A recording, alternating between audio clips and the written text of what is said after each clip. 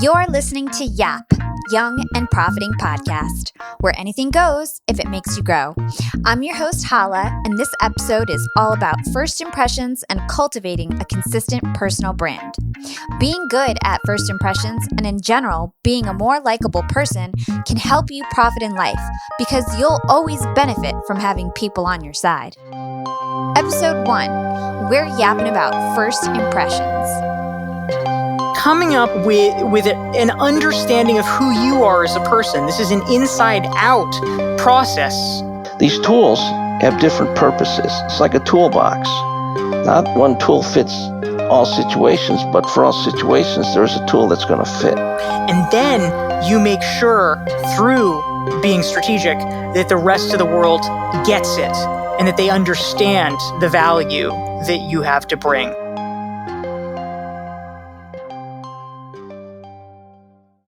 The human race is built to size each other up quickly. First impressions happen fast, and they're stubborn. Research says it takes anywhere from 4 seconds to 2 minutes for a person to make their initial impression about you, and once an impression is formed, it's very, very hard to change it. Even after multiple encounters with that person and presented with lots of evidence to counteract that initial impression. And while you might wish opinions about you were based on your intelligence or experience, most studies show that first impressions are shaped by what can be seen or heard in those first few initial seconds. First impressions are very important because what first impressions form is a filter through which we see that person again and again. That's Dr. Jack Schafer, a former FBI agent with a specialty in behavioral analysis, and author of one of my favorite books, The Like Switch, an ex-FBI agent's guide to influencing, attracting, and winning people over. One of my jobs in the FBI was a counterintelligence officer. My job was to identify spies and then figure out ways to catch them. And part of catching a spy, what we try to do is get that person to double back or work for us against their country. And what we have to do is find ways to convince that person to do that. And what we do in behavioral analysis is we get all the information we can on that person. We look at that person's personality and we look for flaws and weaknesses in the personality. And based on those vulnerabilities, we develop strategies that will increase our probability that that person will either confess or work with us. And what I did was I converted those tools basically into personal relationships. So normal people can now use these tools to enhance their relationships with other people. Okay, so let's go back to why first impressions are so important. Dr. Jack Schafer was talking about the primacy effect, or the primacy filter, which is a pretty well-known phenomenon in the behavioral science world that basically says that people tend to remember the information that they hear first rather than the information that they hear later. In other words, if you form a good impression, anything you say or do, the person you meet is going to see you through that good filter.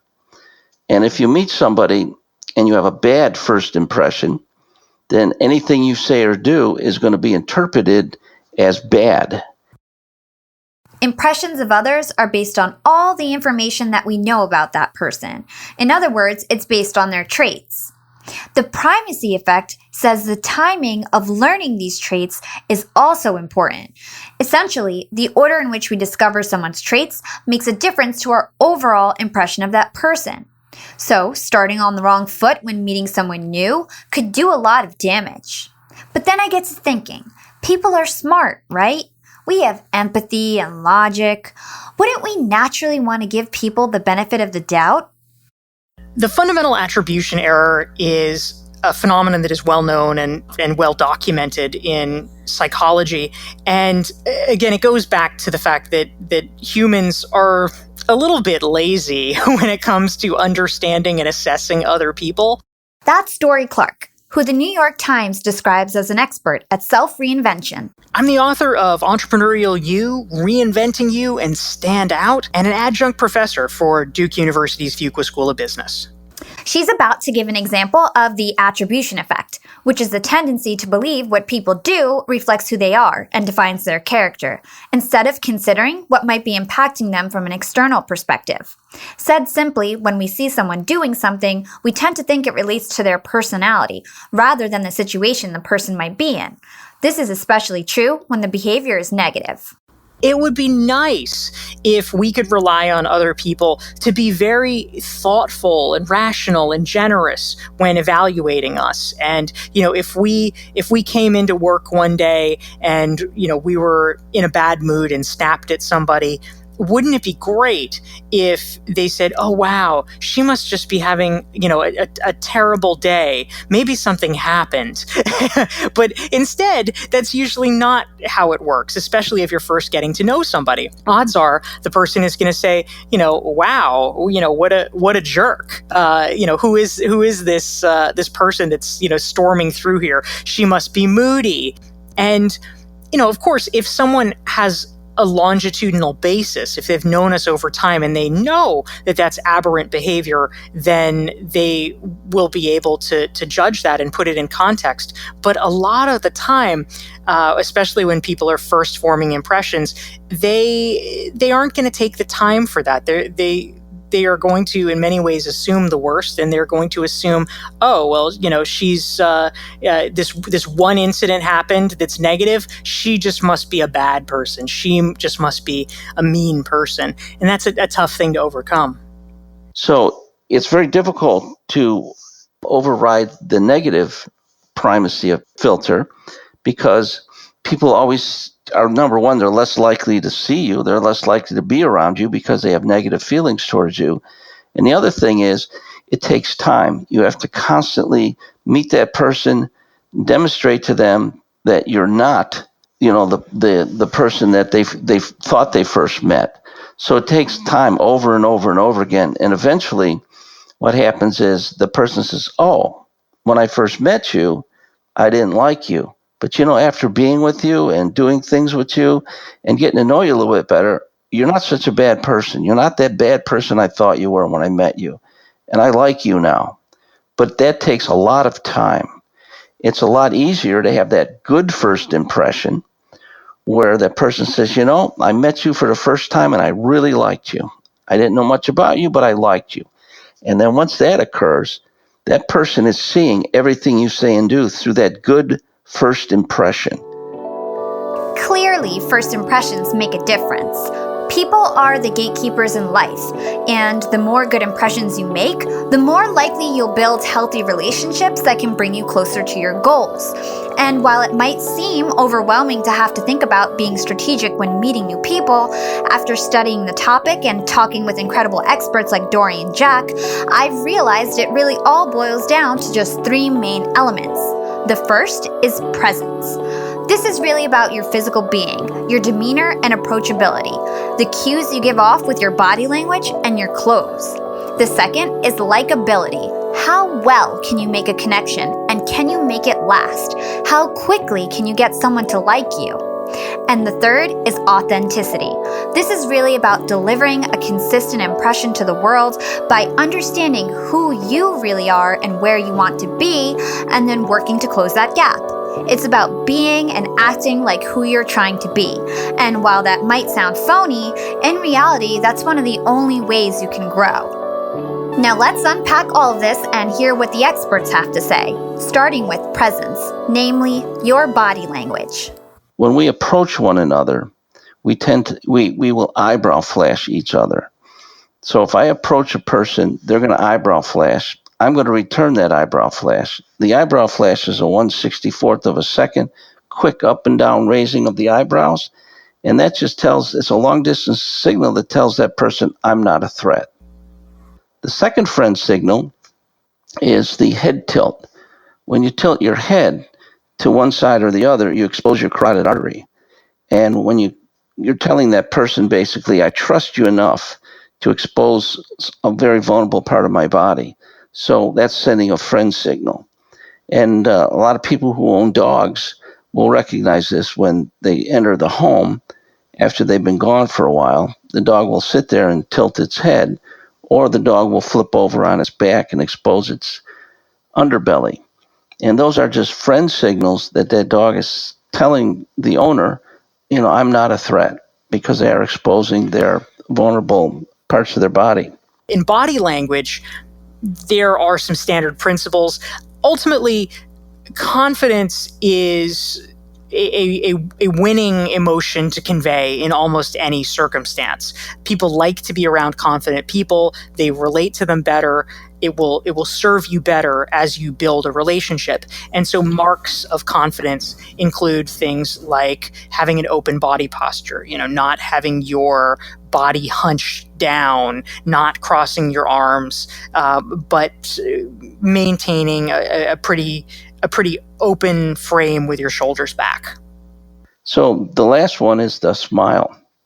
Smile is very important, because if you smile at somebody and they smile back, they receive a shot of endorphins. Endorphins make us feel good about ourselves.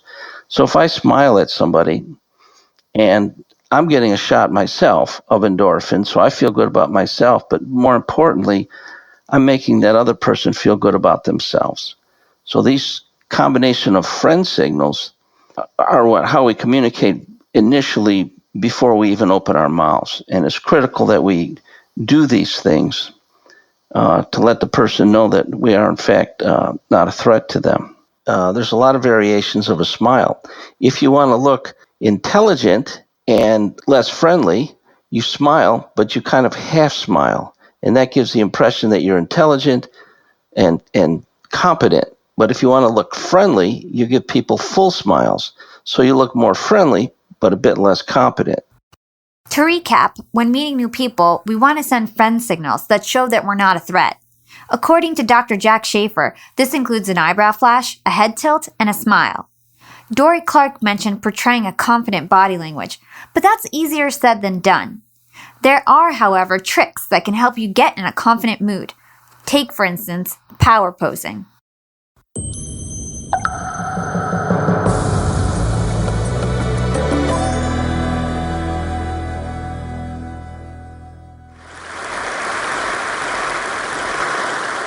So I want to start by offering you a free, no-tech life hack. And all it requires of you is this, that you change your posture for 2 minutes. So power posing became a very popular concept a few years ago as a result of Amy Cuddy's TED Talk. At the time, she was a Harvard Business School professor, very popular, well-known, wrote a book called Presence, and her talk has become one of the most popular and most watched ones in TED history.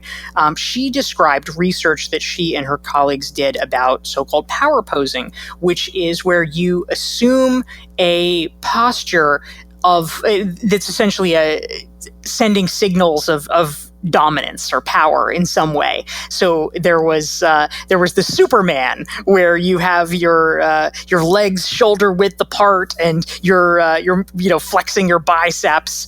There's the Wonder Woman, where you're again standing with a strong stance and you have your arms crossed powerfully in front of you. And so her research showed that if you hold a pose like that for 2 minutes, that there were demonstrable signs, both in terms of the participants' reported sense of feeling power and also in terms of neurochemicals that were being transmitted. So their levels of cortisol, the stress hormone, declined, and their levels of testosterone, which is tied to power and feelings of dominance or aggression, that increased. And so that has become a very popular concept. One postscript, kind of a caveat, a quasi-caveat, is that there's been a lot of hullabaloo recently about the fact that Amy Cuddy and her colleagues' research has not been able to be replicated. But apparently, in terms of participants' perceived sense of power and confidence, that seems to be a steady thing. How about the way that we should dress? What are the best practices when it comes to our clothing? So what you want to do is to try to match the clothing that the other person is wearing. So if they're wearing a suit, you better wear a suit. If they're wearing cutoffs and a t-shirt, you wear cutoffs and a t-shirt. Because it's like you, me, same is kind of the rule of thumb, because we like people that we share common ground with. So if I look like you, it's more likely that you're going to like me because you see the common ground between us. Some general rules of thumb: you always want to at least try to match or relate to the other person's dress. Now, there's power cues involved in this, but I would say in general, it is a safe bet to try to dress in a similar way as them. If you know that they're going to be business casual, it's good for you to be business casual. Otherwise, it sends signals that you might not otherwise intend. For instance, if you know they're going to be a little bit dressy and you deliberately dress down, they may interpret that based on other cues, such as, your age, your social status.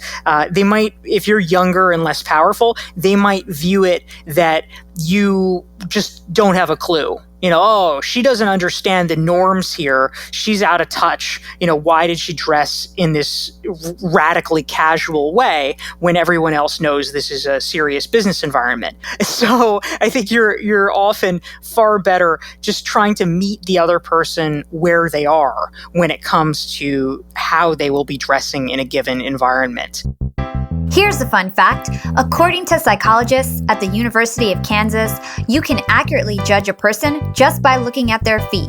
The study found that people were able to correctly judge a stranger's age, gender, income, and other important traits with 90% accuracy by looking at the person's shoes. So, if you had to choose just one item to upgrade in your wardrobe, go with your kicks. Now you have some clues about the type of presents you want to give off when meeting someone for the first time. Let's get into the second element of creating a good first impression, your likability, or how well you can make a connection and build a lasting relationship. So, can you talk more about the importance of making people feel good about themselves and why that's so important when trying to build relationships? Yeah, if you want to get people to like you, this is one of the few techniques that works 100% of the time. If you want people to like you, you make them feel good about themselves. Because what happens is if that person feels good about themselves, they're going to want to come back and meet you again. They're going to want to come back at sales meetings or a dating situation to get that same good feeling again. So when you want to get people to like you, you put the focus on them and you take it off yourselves. And I know that one of the easiest ways to get somebody to like you is by paying them a compliment. Can you speak to that a little bit? Well, compliments can be dangerous because, number one, they have to be true. Because if somebody compliments me, I know if it's a good compliment or not, especially when I'm a professor. A student will walk in my office and say, Dr. Schafer, you're the best professor I've ever had. The next thing out of their mouth is, can you do this for me? Can you give me a break? Give me an extension? Give me a higher grade? So I know that that's not sincere. The best way to flatter people is to allow them to flatter themselves.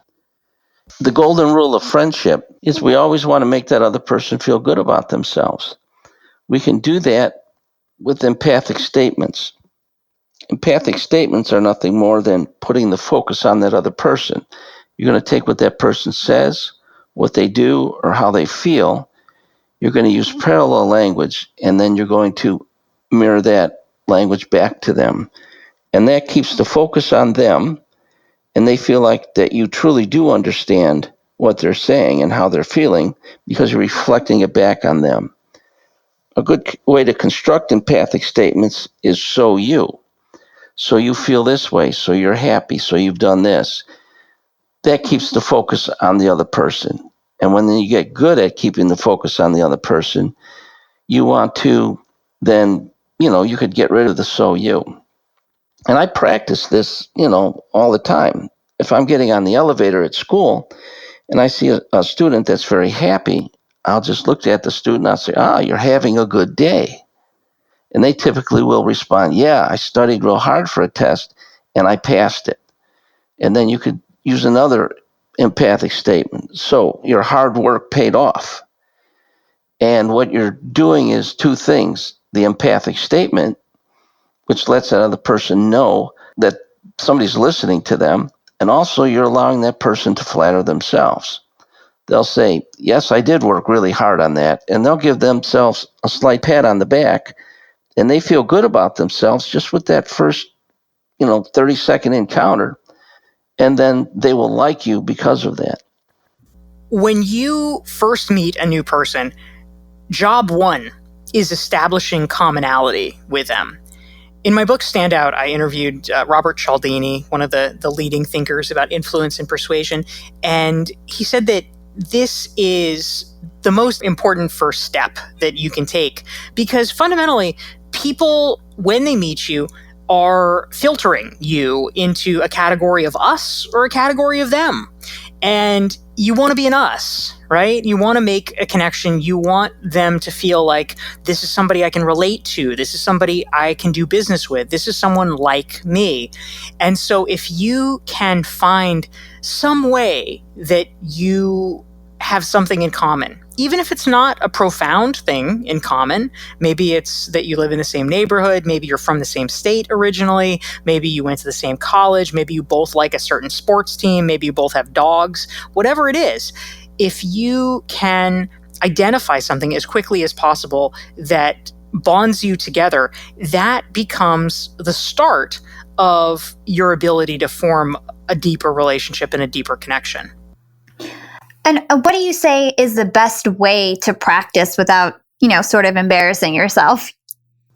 Well, like I do, I go into sandwich places and I talk to the people making the sandwich. I noticed if they like me and I speak with them and use empathic statements, I get a bigger sandwich. That's how I practice. You want to practice where you can get a reward, because people generally don't practice these things unless they get a reward for it. So you can get upgrades for your cars. You can get upgrades on your meals. You can get better service. You can get upgraded from coach to business or first class when you're flying an airplane. You can look, like I do on the elevator. You just see somebody that looks happy, say, "Oh, you're having a good day." So these things can be practiced anywhere through life. And why is that? Those are the things that normal people do when they try to develop relationships. So, what's your perspective on building and maintaining relationships past that initial first impression? Yeah, the friendship formula is basically there's 4 elements in all friendships, and that's proximity, frequency, duration, and intensity. In order to even have a relationship, you have to have proximity with the person, and then you have to be frequently with that person, and also you have to have duration of time you spend with that person. And I think the most important element is that intensity. That's where we share those verbal and nonverbal cues to let that other person know that we want to intensify the relationship. And so what you can do is you can look at a relationship. If your relationship is floundering for some particular reason, then you could look, am I spending enough time with that person, proximity? Am I spending enough frequency? Am I seeing that person often enough? And then you say, well, if I see the person often enough, what's my duration? Am I seeing them for 30 seconds or 2 minutes or 20 minutes? Or is it going to be a longer duration? And then, of course, what's the intensity of the relationship? So basically, you can identify relationships that are going bad, and you could actually fix them using these 4 elements of a relationship. When it comes to likability, you want to use empathic statements to focus the conversation on the other person and make that person feel good about themselves by providing an opportunity for them to flatter themselves. In addition, you want to try to establish common ground. This helps us spark a relationship, and we can practice these things in everyday settings until it becomes second nature. When it comes to lasting impressions and maintaining relationships, we can follow the friendship formula, which includes proximity, frequency, duration, and intensity.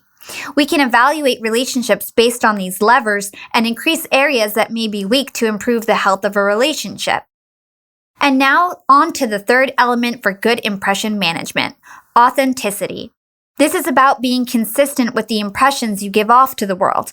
And the only way to do that is by understanding who you are and who you want to be.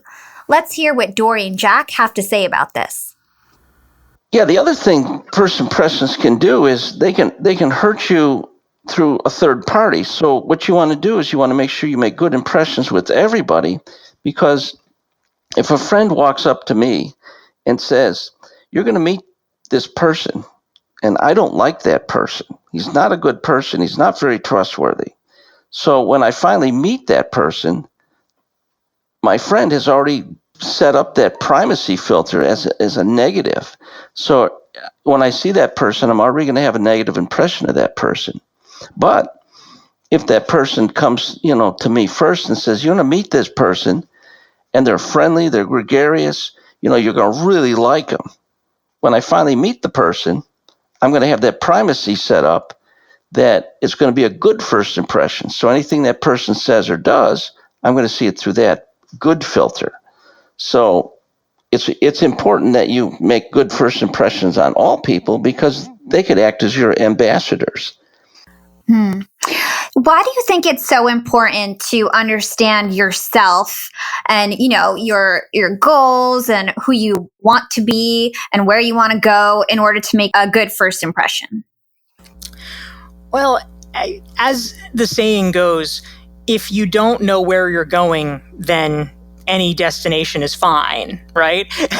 So if you're unsure of your goals and you're just sort of wantonly moving in different directions, then people are going to get a kind of random perception of you, and that might be good or bad, but odds are it's going to be challenging for you, because if you are sending mixed messages, it's no wonder that they don't really understand where you want to go in your professional life, because you don't either. Now, if I understand this all correctly, first of all, you need to make a consistent impression on everyone you meet, because people can act as your primacy filter and indirectly influence the way other people perceive you. In order to give a consistent impression, you need to decide who you want to be and how you want to be perceived. But in order to strategize how to shift the impression you give off, you need to know how you come off right now in the first place and what areas you might need to improve. How do we explore that? It is very hard for us as individuals to really have a sense of how we're coming across to other people. It's a big blind spot, because we fundamentally can't see the world through other people's eyes.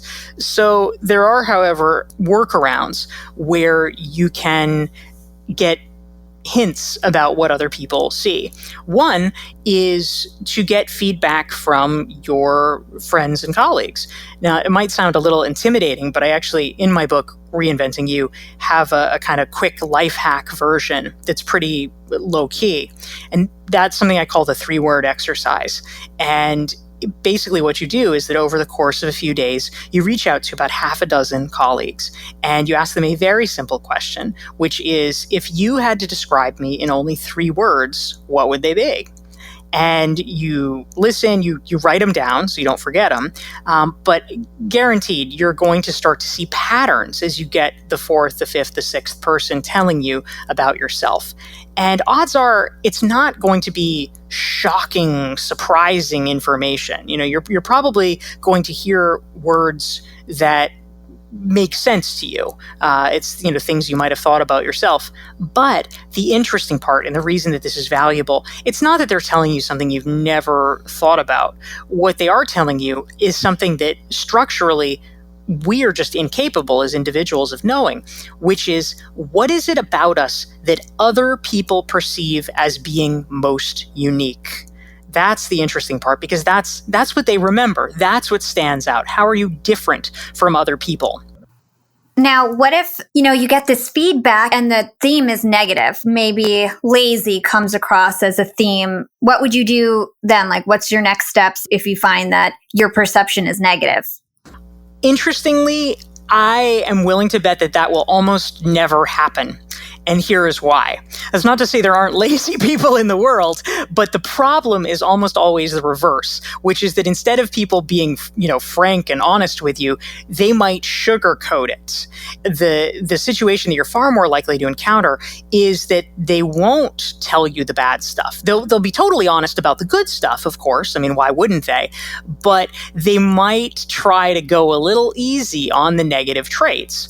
And so here's the kicker. What we need to do in order to be responsible in understanding this feedback is we have to ask ourselves, of the traits that they have identified for us, the most important words to describe us, is it possible that you are taking any of them to an extreme?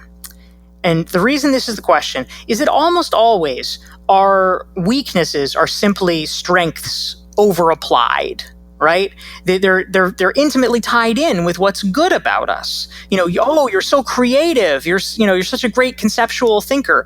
Well, is it possible that you're so creative and big picture that you suck on details and that no one can count on you to do the little nitty gritty? Well, that might not be true, but it also might. And so you have to ask yourself. So if you're getting a lot of feedback about, you're so laid back, you're just so calm. But is it possible that by laid back, they mean not just that, you're chill in the face of adversity, but also that you might be a little lazy? They're not going to say it unless it's somebody who's really close to you. You have to be willing to ask the question, is it possible? And grappling with the answer to that.